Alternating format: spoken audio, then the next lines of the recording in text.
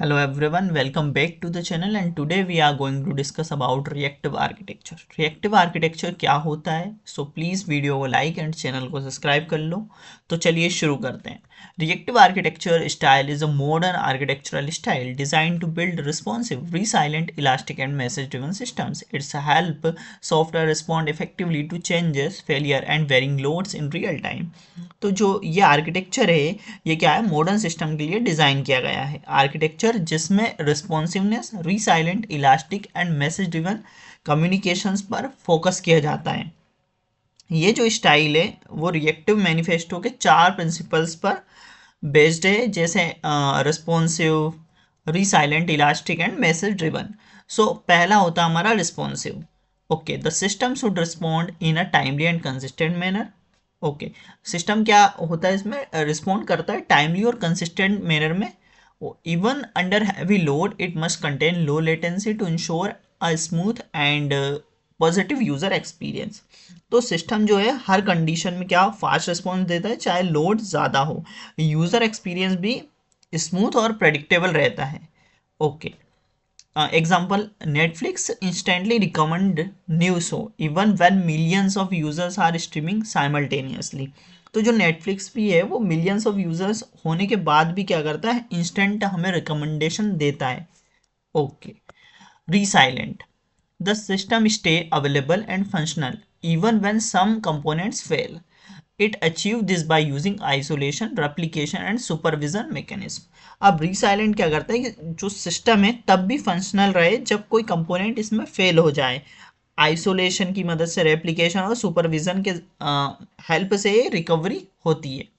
Failures are contained and recovered automatically, ensuring the overall system doesn't crash. One example, if one microservices fails, other continue working while the system recover the failed one automatically.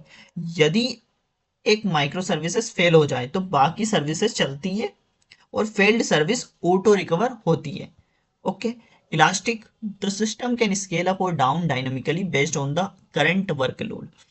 It uses resource management and auto scaling to handle sudden spikes or drops in user activity। अब क्या होता है कि system जो है workload के हिसाब से अपने रिसोर्सेस ऑटो स्केल करता है, मतलब ऊपर नीचे ये सब ऑटो स्केल करता है। क्लाउड बेस्ड सिस्टम में ये बहुत इंपॉर्टेंट होता है। और एक एग्जांपल्स हम समझते हैं, during a sale event Amazon server automatically scale up to handle extra traffic and scale down afterward to save cost.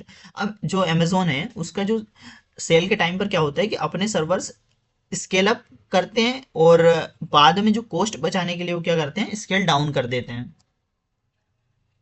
Fourth होता है हमारा message driven, components interact through asynchronous message passing rather than direct function calls. अब जो components हैं वो direct call के बजाय क्या करते हैं, हमारे एसिंक्रोनस मैसेजेस से कम्युनिकेट करते हैं। This communication style reduce coupling between components and improve flexibility. Okay, it also support back pressure handling, preventing overload in the system. क्या होता है, इससे सिस्टम लूजली कपल्ड और फ्लेक्सिबल हो जाता है और जो ब्रेक प्रेशर होता है वो कंट्रोल होता है, जिससे कि सिस्टम ओवरलोड से बचा रहता है। Example, a chat application uses messages और event between users and servers instead of direct synchronous calls. तो चैट ऐप से मैसेज जो होते हैं वो इवेंट्स, मैसेजेस या इवेंट के जरिए क्या करते हैं, यूजर और सर्वर के बीच इंटरेक्शन करती हैं। व्हेन टू यूज, तो भैया रिएक्टिव आर्किटेक्चर को हम कब यूज करना हमें सही रहता है। तो use reactive architecture when the system handle large user traffic और real time events. You need high responsive and fault tolerance. You are building cloud native और microservices based applications। तो इसका सिंपल सा यही मतलब है कि हमें ये आर्किटेक्चर तब यूज़ करना चाहिए जब हम यदि कोई लार्ज ट्रैफिक या रियल टाइम इवेंट हैंडल करनी हो, या हाई रिस्पॉन्सिवनेस और फॉल्ट टॉलरेंस चाहिए, या क्लाउड नेटिव या माइक्रो सर्विसेज जैसे एप्लीकेशंस बना रहे हो, तब हमें इसे यूज़ करना चाहिए। बेनिफिट्स क्या क्या होते हैं इसके। सो पहला होता है हमारा reactive system provides quick and consistent response even under heavy loads.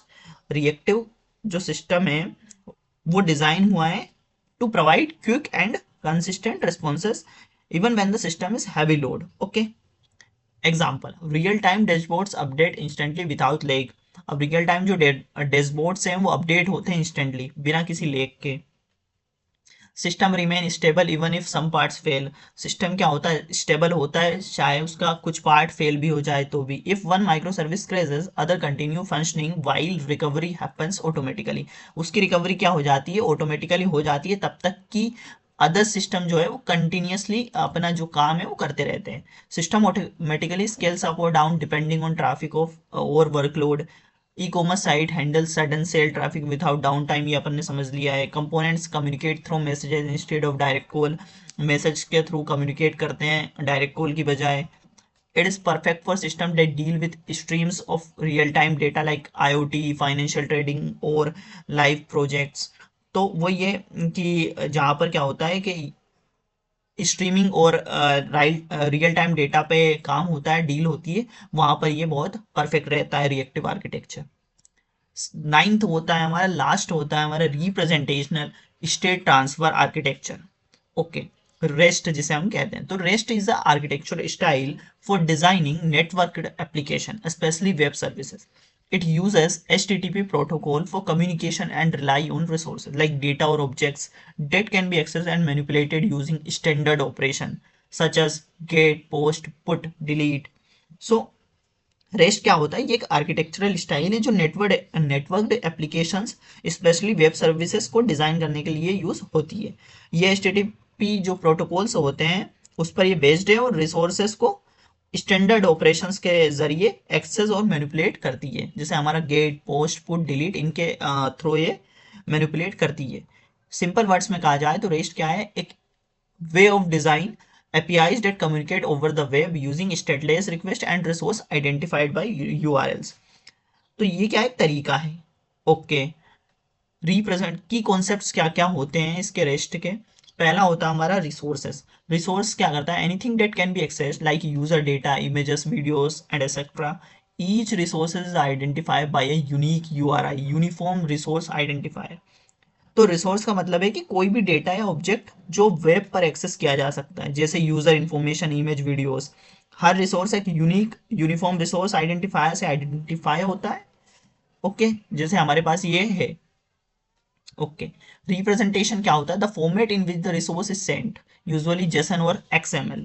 So representation का मतलब क्या है कि रिसोर्सेस किस फॉर्मेट में एक्सचेंज होगा, या ये रिप्रेजेंटेशन कहलाता है हमारा रिप्रेजेंटेशन। सो कॉमन जो हमारे हैं यूजर डेटा रिप्रेजेंटेड जेसन, तो यूजर का जो डेटा को हम जेसन में रिप्रेजेंट करना हो या XML में करते हैं तो ऐसे।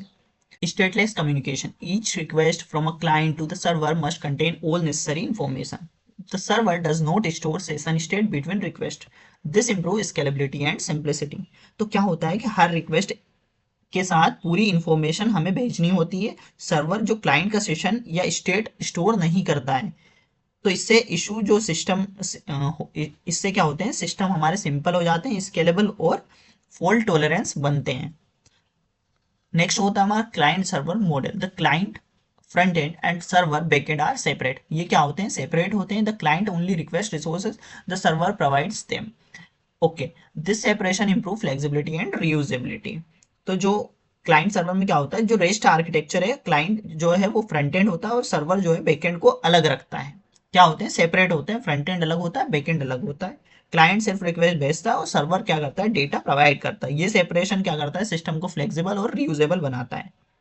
कैचेबल responses can be cached to improve performance and reduce load on the server.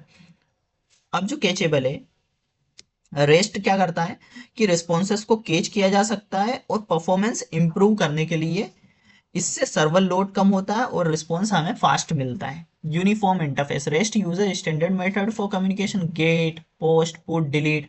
Gate क्या करता है, रिट्रीव करता है डेटा को। जैसे रेस्ट क्या, रिप्रेजेंटेशनल स्टेट ट्रांसफर एक स्टैंडर्ड इंटरफेस जो है उसको फॉलो करता है, जिसमें कॉमन हमारी जो HTTP मेथड्स हैं वो यूज होती है। Get, post, put, delete. Get retrieve data, post create data, put update data and delete remove data. Next होता है layered system. REST architecture can have multiple layers, security, load balancer, proxy between clients and server. Client does not need to know all layers. मतलब REST system में क्या होता है, multiple layers हो सकती है, जैसे security layer, load balance layer या प्रॉक्सी लेयर जो भी है। क्लाइंट को इन लेयर्स को एग्जिस्टेंस की नॉलेज जरूरी नहीं होती है। when to when to use REST architecture styles. So हमें कब यूज करना चाहिए रेस्ट आर्किटेक्चर स्टाइल को? You are building web APIs और mobile backend APIs, you need a simple scalable and light weight architecture, तो हम तब यूज कर सकते हैं। The system involve CRUD operations, यदि सिस्टम में इन्वॉल्व CRUD ऑपरेशंस है ना, तब हम इसे यूज कर सकते हैं। You want interoperability between different platforms, cross platform चाहिए तो तब हम इसे यूज कर सकते हैं। क्या क्या स्टेप्स होती हैं क्रिएटिंग अ रेस्टफुल सर्विस? यदि हमें क्रिएट करनी है रेस्टफुल सर्विस तो क्या क्या हमें जो है स्टेप्स होती है फॉलो करना पड़ता है? तो define the domain and data. पहला होता है हमें define the domain and data. पहले ये डिसाइड करो कि सिस्टम किस डोमेन में काम करेगा और कौन सा डेटा हैंडल करेगा। Organize the data into groups, create URI to resource mapping, मतलब ऑर्गेनाइज तो रिलेटेड डेटा को लॉजिकल ग्रुप में डिवाइड करो ताकि स्ट्रक्चर क्लियर रहे।